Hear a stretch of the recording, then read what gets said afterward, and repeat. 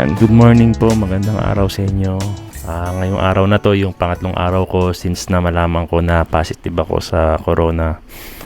And okay mag-alala, medyo okay na yung lalamunan ko. Wala, konting sakit na lang sa lalamunan pero hindi na siya katulad nung unang araw. Tapos ayun na nga, ginagawa naman natin yung mga dapat gawin. Katulad na lang ng umiinom tayo ng ginger lemon tea or ginger lemon juice.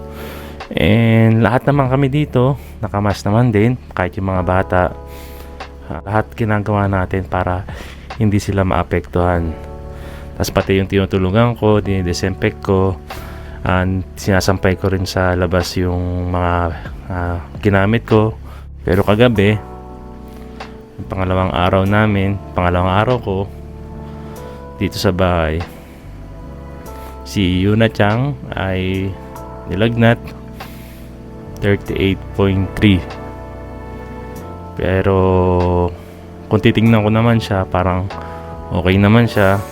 Pero pag tinetemperature nga namin, 38.3.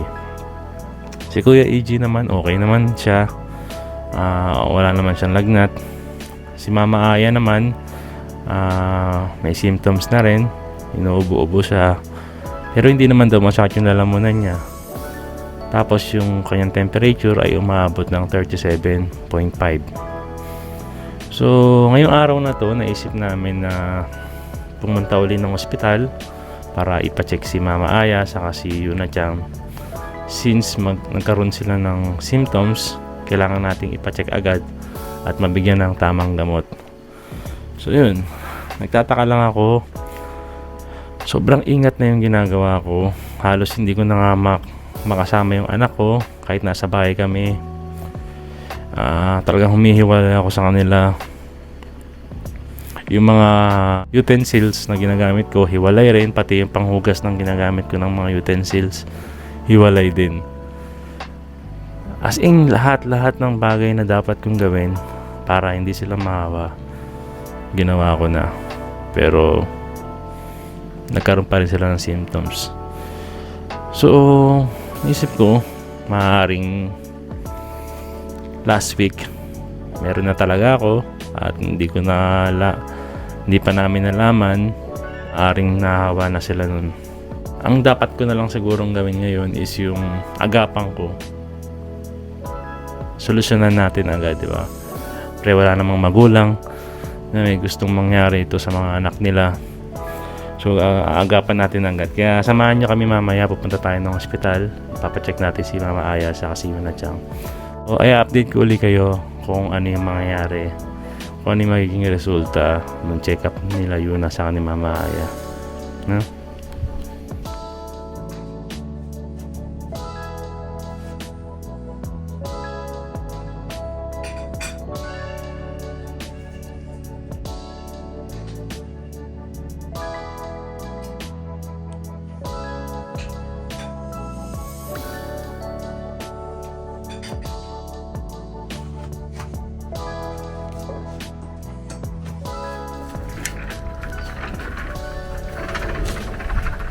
Ayan, lumabas lang ako saglit ng bahay. Dito lang naman sa harap ng bahay namin kasi meron tayong mga kapwa Pilipino na nagmagandang loob.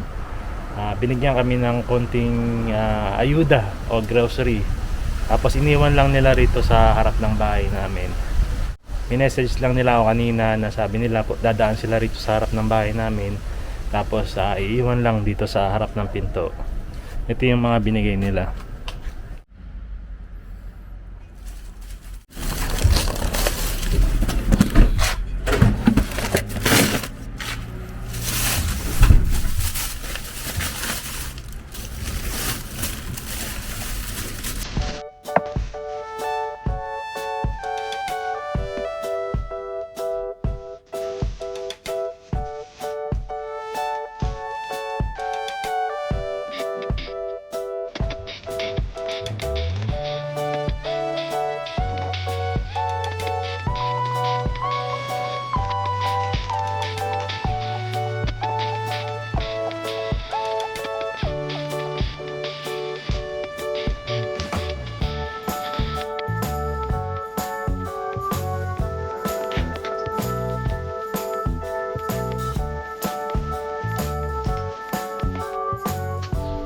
So yun, maraming salamat po ulit kila Kuya Dennis at kay Ate Joanna na nagbigay ng 2 plastic of groceries. Sila Kuya Dennis at si Ate Joanna is malapit lang dito sa amin. 3 kanto lang ang layo nila sa amin dito. Kaya alam nila yung bahay namin. Sa kanila kami umu-order ng mga kakanin. So kung gusto nyo rin umorder sa kanila, ayan yung kanilang Facebook. Pwede nyo silang i-message dyan. Tapos maraming salamat din sa Terra Caspac family. Nagbigay ng isang box of grocery. Medyo malayo naman sila rito. Kaya lang sila nakapunta is dahil kakilala nila yung Kuya Dennis sa si Ate Jonah. Kaya nakisuyo sila na baka pwedeng sumama para makapagbigay ng konting ayuda ka para sa amin.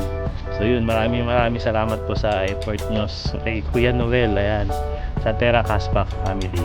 Ito rin yung kanilang YouTube channel, so support na rin natin sila.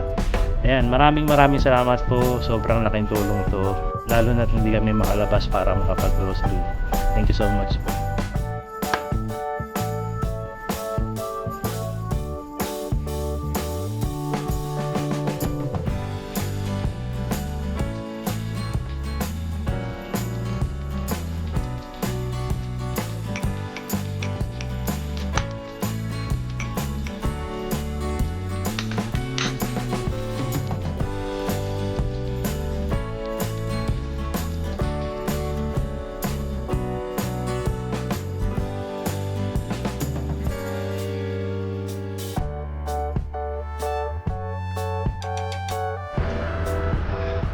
Medyo maano lang ako ng hangin sa labas kasi masyado na ako nasusuffocate sa loob. Nandito lang naman tayo sa labas ng bahay, sa harap ng bahay. So, yun, nakatulog ako ng 30 minutes lang ata. Pero pagising ko, sumakit na yung ulo ko. Tapos yung mga bata, saka si La Mama Aya, natutulog pa rin hanggang ngayon. Okay din yun para makapagpahinga rin sila. Hi! Hi!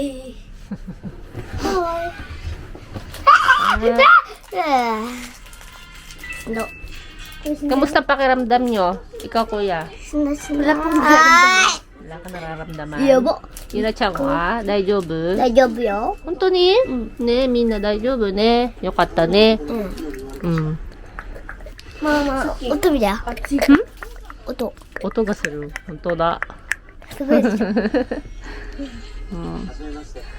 はい。Merienda. Mga bata, batuting. No budgeting. No batuting. これ見て豚。 Yun. Then si Papa nandun sa 見て。 kulungan. Ayan, so nakahiwalay sa amin si Papa. Dito kami, Ayan, nandito lang kami sa loob. Tumatambay. While si Papa sa kusina.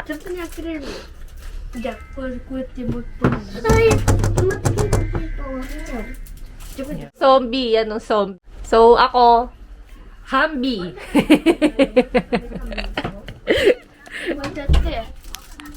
So, naisaan na naman ako ni Aya dun. Nga pala, kanina sabi ko sa inyo, pupunta kami ng ospital. Hindi na rin kami nakatuloy. Alam niyo naman na kapag ganito ang sitwasyon, bawal nga lumabas. Ang ginawa namin, tumawag muna kami sa ospital. Sinabi namin kung ano yung sitwasyon namin ngayon. Na may lagnat nga yung bata, saka si Aya nilagnat. Pero tanong nila, yun lang ba yung symptoms na meron yung bata? At dire-diretso daw bang nilagnat? Pero ang sabi nga namin, kagabi lang nilagnat, 38.3. At pagkagising naman, hanggang ngayong gabi, wala ngang lagnat sa Yuna. Ang sabi nila, hindi daw dapat idalhin sa hospital agad. Siguro para sa kanila, hindi pa sapat yung symptoms para ipa-check up yung bata. So, if ever naman daw na parang medyo mataas na sobra yung lagnat at maaaring magkonvulsyon ang bata, doon na raw dapat dalhin talaga. At pwede naman din daw itawag sa emergency hotline para magpadala ng ambulansya if ever may mga ganun mang mangyayari, na sana wag naman sana umabot sa ganun. Anyway, ayan, ngayong gabi medyo okay na yung pakiramdam ko. Wala na yung sakit ng lalamunan, pero may konting ubo. Pero masabi kong improving naman talaga yung nangyayari sa akin ngayong pangatlong araw ko. Ayun, maraming salamat sa inyo. Gusto ko na rin kunin yung pagkakataon na to para magpasalamat sa lahat ng tumangkilik at umorder ng marinated chicken last week. And this week, ang dami pa rin umu-order sa amin. Malaking tulong to lalo na sa akin, para sa pamilya ko, lalo na ngayong wala akong trabaho, walang trabaho si Aya, dahil nga may sakit kami. Kahit papano may dumarating sa amin. Kaya mag-alala, hindi naman kasi ako yung gumagawa ng marinated chicken. Yung kaibigan ko, tapos this week sa mga umu-order, yung kaibigan ko na yung nagdi-deliver sa Yamato, hindi na ako. Kasi may sakit nga ako at bawal ako lumabas. So pag may umorder sa akin, sinasabi ko na sa kaibigan ko, tapos siya na yung nagdadala doon sa Yamato at dinideliver niya yun. So yun, kung gusto nyo ring umorder ng ating marinated chicken, ayan, please mag-message lang kayo sa ating Facebook page, JP Noy Vlogs Official, or kaya dito sa ating QR code, ayan, sa line account natin. Mag-message lang kayo sa mga kababayan natin na nandito sa Japan na gustong matry itong marinated chicken. Ayan, salamat po, maraming salamat po. Bukas, babalitaan ko ulit kayo kung ano yung mangyayari, ano yung mga ganap dito sa bahay habang nasa quarantine stage kami ng aming sakit. Ayan, maraming salamat po ulit sa lahat mga nagdasal and mga nag-alala. Huwag po kayong mag-alala, gagaling po tayo, gagaling po kami dito, kabalitaan po namin kayong lahat. So yun, maraming salamat po. Hanggang bukas po ulit.